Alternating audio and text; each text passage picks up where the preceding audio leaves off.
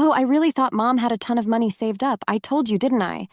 Kick her out already. What's the point of letting the jobless parasite stay here? I've been living here for 3 months, and my son and his wife drained my savings. They treated me like a maid. I was done with it all, so I left quietly. Just then, my son called me. Mom, what's going on? Tony sounded frantic on the phone. Around that time, something I did had become headline news across the United States. I'm Sarah, and I am 70 years old. I've been living in France for several years, but my health took a turn for the worse, so I came back to the States. My old apartment was gone, so I reached out to my son and his wife to see if I could stay with them for a while. Tony, my only son, is 44 and works as an office employee. He and his wife, Alice, don't have kids, and they seem to live quietly. We lost touch while I was away, but I decided to reconnect, and Tony seemed glad to hear from me. I explained my situation and asked if I could stay for a while. Tony reluctantly agreed. It was awkward to impose on them, but the joint joy of seeing my family again overcame my hesitations. With a mix of nervousness and happiness, I took a taxi from the airport to their house. When I arrived, Tony and Alice greeted me at the entrance. While Tony looked happy, Alice was visibly unhappy. I plan to stay here for a few months. My belongings will be delivered later, I said. I dropped off my carry-on bag and went to the living room. We chatted about our daily lives and jobs, as well as my recent life in France. When Tony asked why I had moved to France, I just said, I'm getting old and wanted to enjoy the French countryside. Tony laughed, but Alice remained unhappy. Then we discussed my health issues. I've been having severe dizziness and was told it might be Meniere's disease. When a seizure occurs, people may be unable to stand because their surroundings are spinning and they may feel nauseous. I feel insecure living alone, so I wanted to stay with them until my condition stabilizes. After a conversation, I went back to the entrance to grab my belongings from my carry-on. As I was organizing my stuff in the hallway, I overheard Tony and Alice's conversation. Tony, are you serious about letting Sarah stay?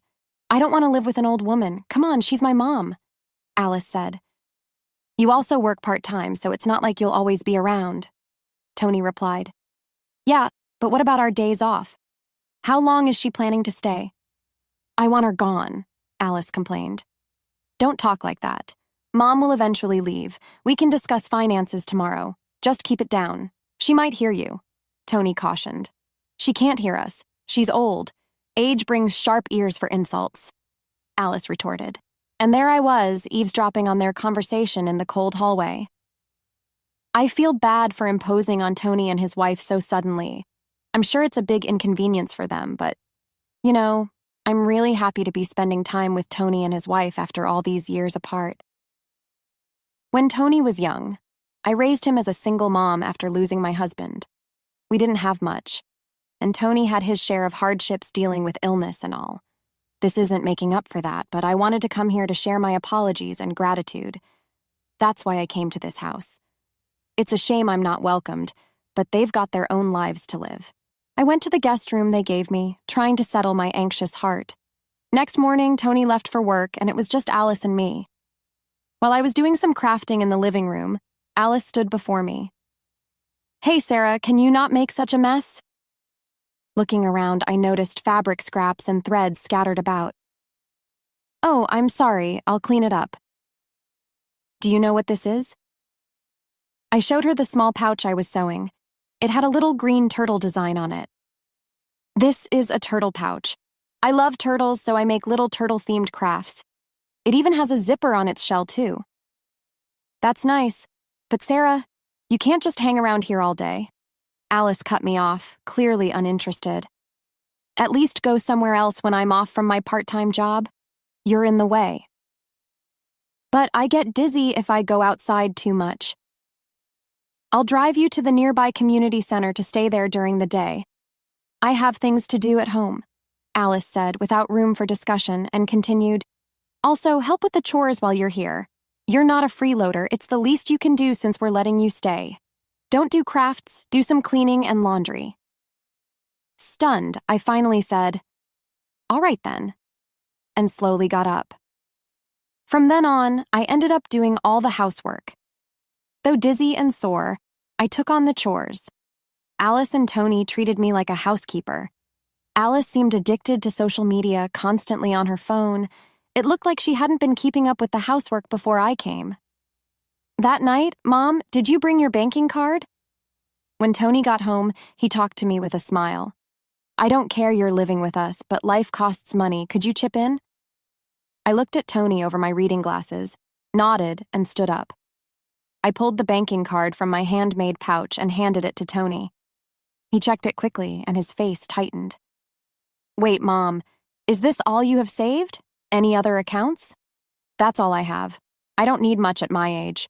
No chronic illnesses or anything, I said, smiling. As the conversation continued, Tony's expression darkened. Man, this is not enough money, not even $10,000. You said you were living large abroad, so I assumed. Tony kept pestering me, asking if I had any more money. When I said no, he sighed and slumped his shoulders. Fine, I'll hang on to this cash for now. I'm doing you a favor letting you live here, so this is the least you could do. After getting my account password, Tony grabbed my bank and debit cards and left the room. That night, lying in bed, I could hear Tony muttering through the wall that separated our rooms. Oh, this is a letdown. I totally thought Mom was loaded. Our household is actually in the red. Shouldn't have said she could stay. See, I told you, kick her out already. That jobless moocher brings us no benefits whatsoever. The two of them seemed confident, talking freely in the next room. Or maybe they wanted me to hear them. In my cold bed, I was holding back tears of loneliness and sorrow. The next day, since Alice had a day off, she drove me to the local community center. I opened my cargo bag to continue my handiwork in the lounge area, but realized I had left the essential fabric at home. I hesitated but couldn't ask Alice to go back and get it. Fortunately, my dizziness was under control today. I knew this area, so I decided to take a walk home to get the fabric. Finally arriving, I glanced through the window into the house. Alice and an unfamiliar man were there. At first I thought he was a visitor, but they seemed intimately close. I hesitated outside for a while, then turned back without entering the house. So that's why they wanted me out, so I wouldn't interrupt the affair. Back at the community center, I kept thinking about Alice and that man, and decided to call someone for advice. From then on, I avoided bringing up the men and continued interacting with Tony and his wife. However, whenever I left the house, I would conspicuously place a red turtle pouch at the edge of the living room side table. 3 months had passed since I started staying with Tony's family. By this point, I had essentially become the household maid. When I was at home, I had to do endless chores, and when Alice was home, I was relegated to the community center. My savings had mostly been drained by Tony, a man with a gambling addiction who spent most of his free time on lotteries and slots. It seemed his fixation on money stemmed from the financial hardships he suffered as a child. I initially tried to intervene, but eventually mentioning it always enraged him. 3 months in, and I couldn't take it anymore. One night before a long weekend, I decided to bring up something I'd been considering. Tony, Alice, thank you for letting me stay with you. Tony, I know I made things hard for you when you were young by not having much money. I'm sorry for all the trouble I've caused, but I'm grateful. I pulled out a homemade turtle pouch from the table. It was green with a zipper on the shell. This is a token of my gratitude to both of you. I hope you'll accept it. Contrary to my expectations, neither Tony nor Alice showed any interest in my handmade pouch. Mom, enough of that. Are we really out of money? Think about the French account or something, Tony said. I told you we are out of money. Look, I worked really hard on this. Can you just take it as a token of my love? Remember how happy you were when you were little and I would fill the shell with candy and some pocket money? Tony started to get increasingly irritated. I'm not a kid anymore. I'm not happy receiving something like this. Sarah, how much longer are you planning to mooch off us? Honestly, it's annoying, Alice chimed in. Tony and his wife gave me a cold look. Desperate, I asked Tony, do you remember Joe? He helped us out in that old apartment we lived in. What? I don't remember. Stop bringing up old stories. Are we done? Stunned into silence, I clenched the turtle pouch in my hand and felt the texture of the paper inside. The next day, Tony and his wife went on a vacation, leaving me behind. I had planned to leave the house after yesterday's conversation, so I quickly packed my bags with the arranged carrier and sent them off to my home in France. I also didn't forget to put the red turtle pouch into my carry-on bag. I left a simple note of thanks and goodbye on the table and left the house where I had been staying for 3 months. After that, I didn't return home immediately. Instead, I stayed in a U.S. hotel for a while. I had things to do, and I thought Tony and his wife would eventually contact me. Eventually, sure enough, about 2 weeks later, Tony calls. "Mom, let's go on the turtle pouch. It's yours, isn't it?" From his words, Tony screams over the phone, "Ah, you noticed? I wasn't surprised when I saw the news on the TV." The turtle-shaped pouch I had planned to give to Tony and his wife. Inside, it was a check for $1 million. It was my way of saying thanks for all they've done and to apologize for all the trouble I caused as a kid. People might find it shallow to atone with money, but I had dreamed of the day I could give it to them, saving up bit by bit over 40 years. I did some digging before meeting Tony after a long time and found out he was in debt. He had tried to pay off gambling debts with more gambling only to find himself sinking deeper. He had a steady job. I just wanted him to clear his debts and leave peacefully, but they refused to accept my gesture. They had completely forgotten about the kindness they had shown to my family and me. So I decided to divide $1 million check into smaller sums and donated to charities and welfare organizations across America. I placed the donations in that handmade turtle pouch and sent it anonymously. The turtle pouch became a sensation, making headlines and trending on social media. "Alice is on social media. Isn't that the turtle pouch, Mom?" "Mate, so that means you were going to give us one filled with money too?" "Yes, exactly. That was my way of saying thank you and I'm sorry. I've been crafting both the pouch and saving the money to give to you." "Well, you could have said that. We would have taken it. If you didn't want my feelings, then you don't need my money either." Tony was yelling on the phone, completely unhinged. "It's my money. How dare you deceive me? Give it back."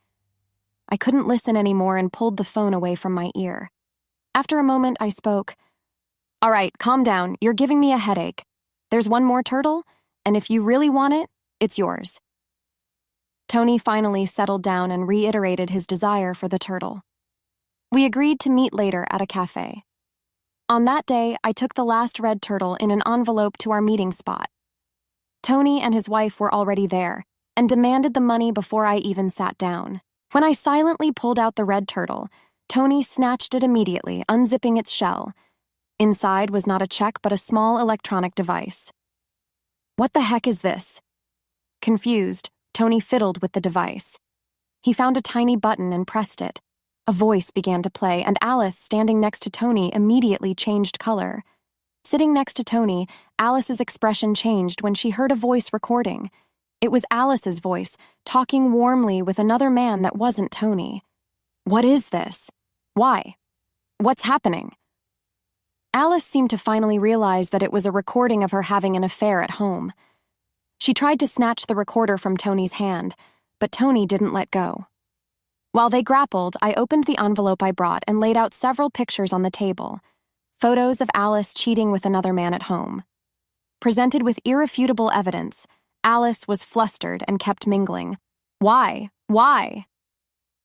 Tony picked up the photos one by one, examining them intently. "Since I came to your house, something seemed off. A friend told me I could hire someone to find out and even offered to cover the costs. What's your problem? Why would you do this?" Alice seemed to be on the verge of tears. "Well, you're my son's wife.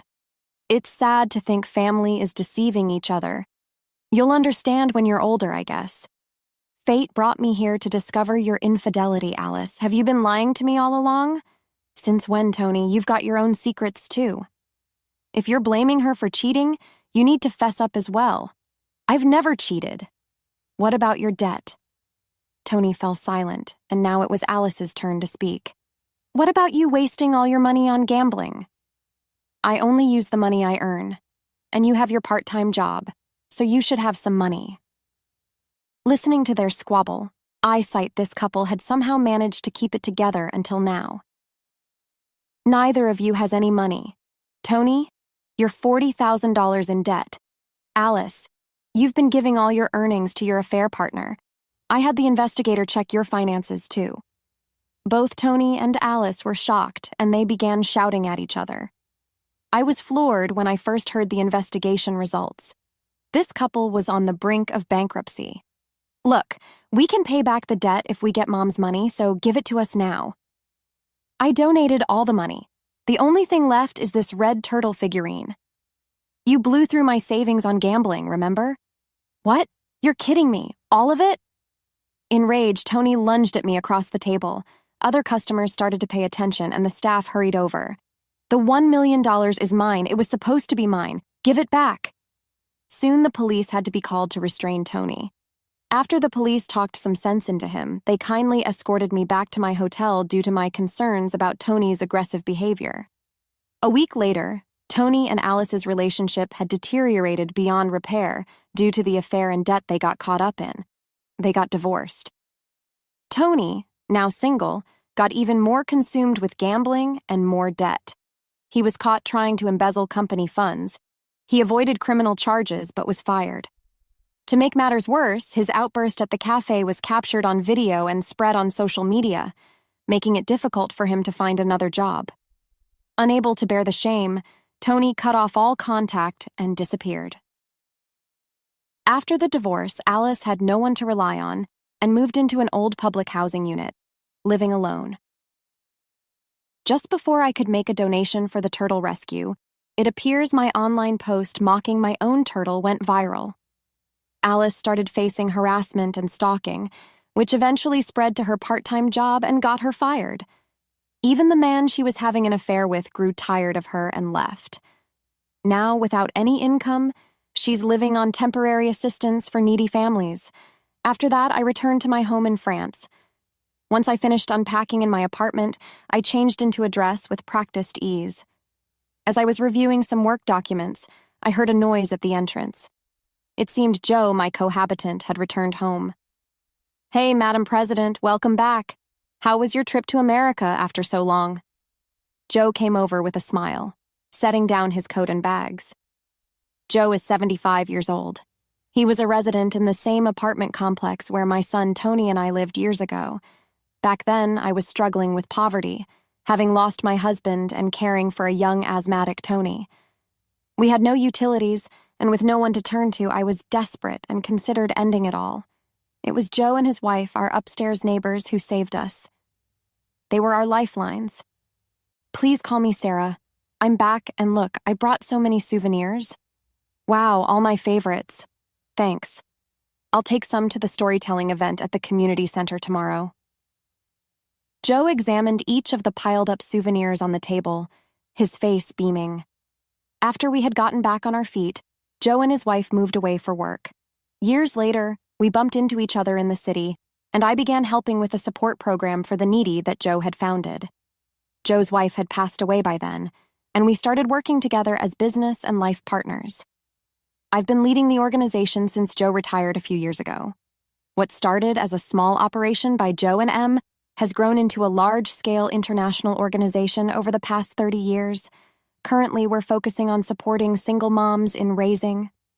We moved to France a few years ago to study their advanced support systems. Although we've become quite known in France, we're still not widely recognized in America. I plan to expand our activities there soon and wanted to spend time with Tony and his family as just a mom before they found out about my work. In the end, I couldn't get them to understand how I felt, but that's their choice. Even if it was for a brief moment, I was happy to spend time as a family. I am now 70 years old, but it's just 70. There's still much I want and need to do. I straightened my back in my dress and began thinking about my international